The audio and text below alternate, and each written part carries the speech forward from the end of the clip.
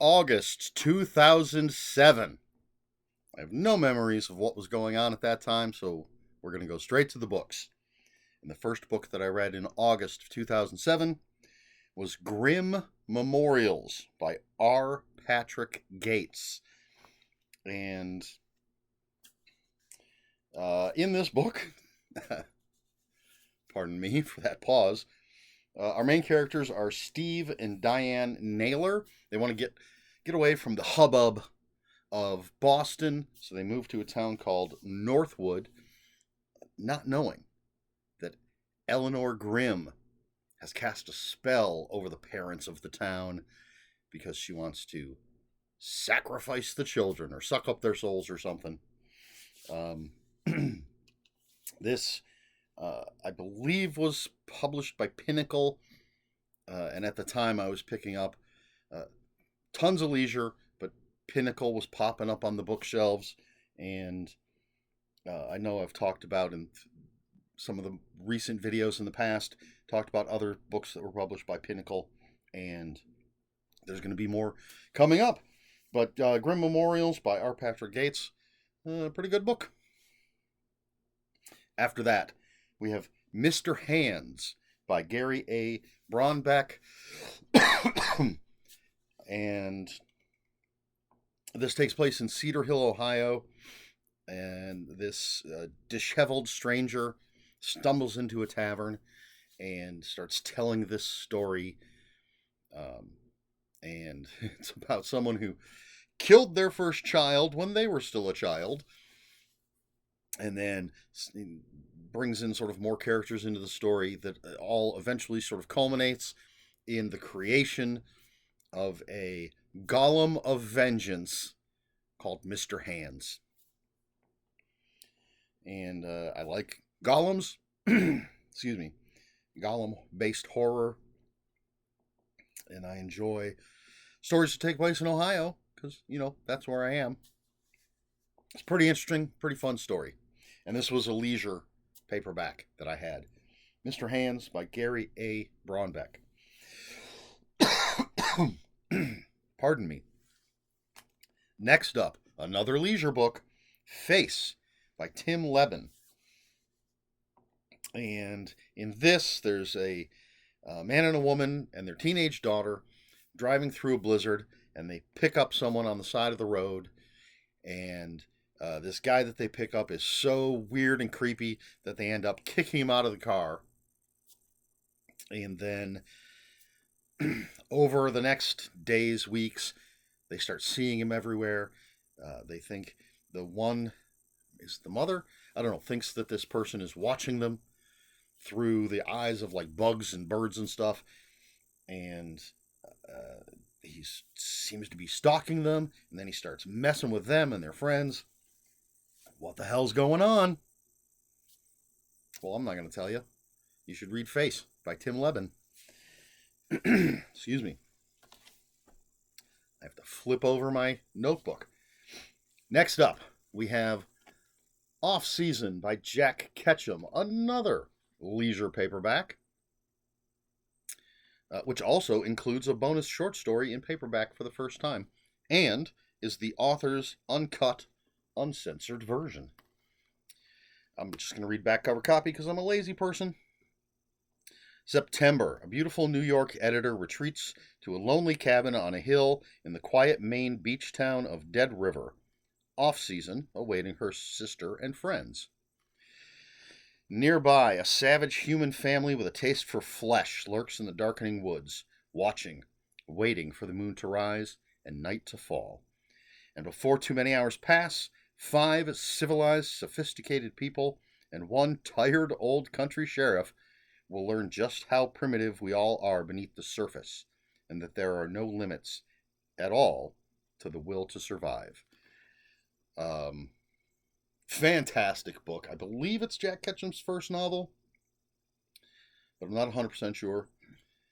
But I think it is. I loved it, and there is an afterword, or whatever he calls it, where he talks about the original publication from Ballantine, and the changes he made to make this the author's uncut, uncensored version, which I enjoy that kind of thing. Cannibals, love it, and it is wild and graphic and my kind of book. So, Off Season by Jack Ketchum. After that, we have Black Fire by James Kidman. I believe this was a leisure book. Not 100% sure on that.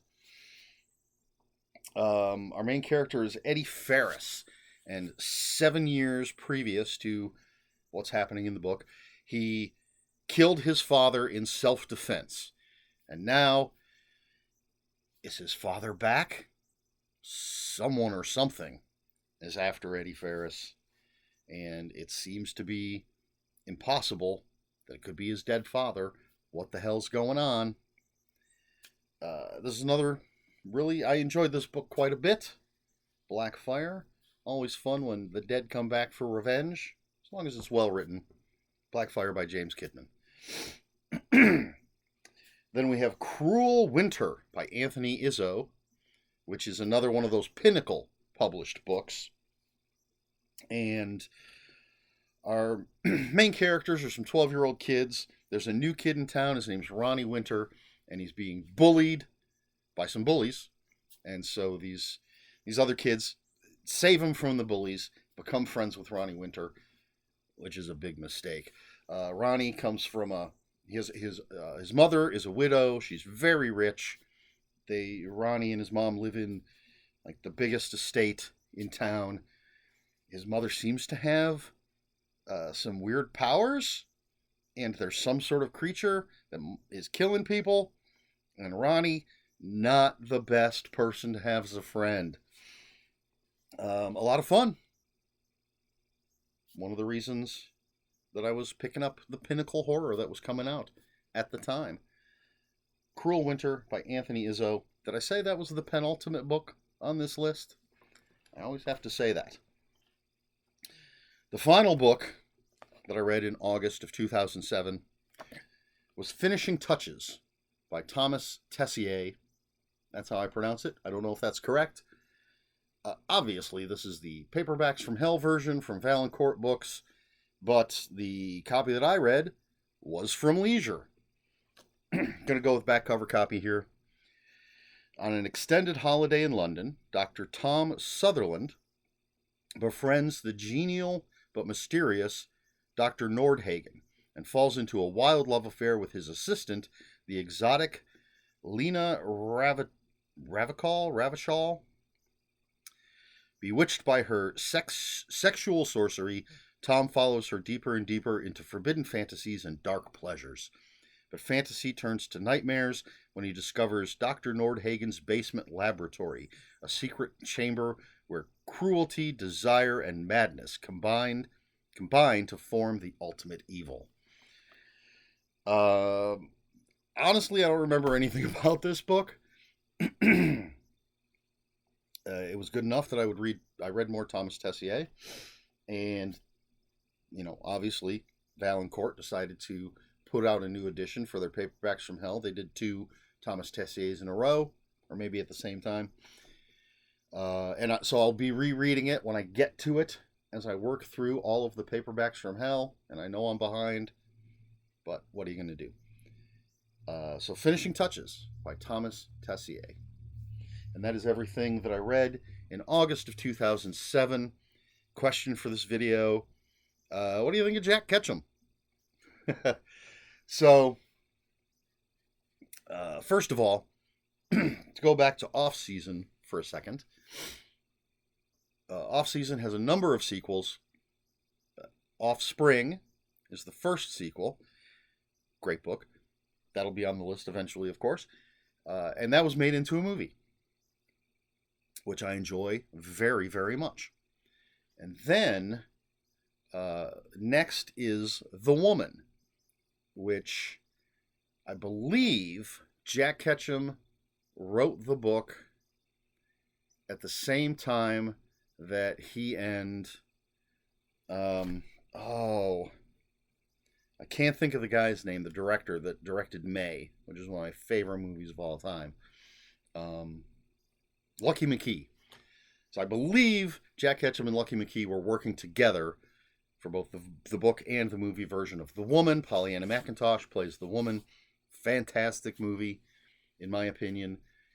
And then Pollyanna McIntosh herself directed a sequel to The Woman that I don't recall the name of. And I own it on DVD, but I have not even seen it yet.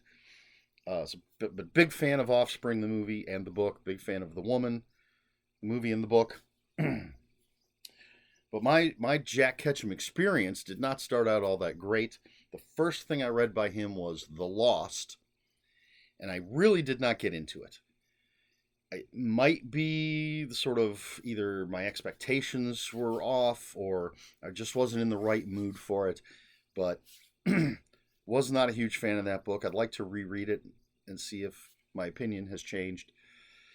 So it was a long time before I read any more, but I kept hearing about Off Season, and so I gave that a try. And now, Off Season's, as I said, Off Season's great. Offspring is great. The Woman is great. The other Jack Ketchum stuff that I've read is great. There's plenty that The Girl Next Door.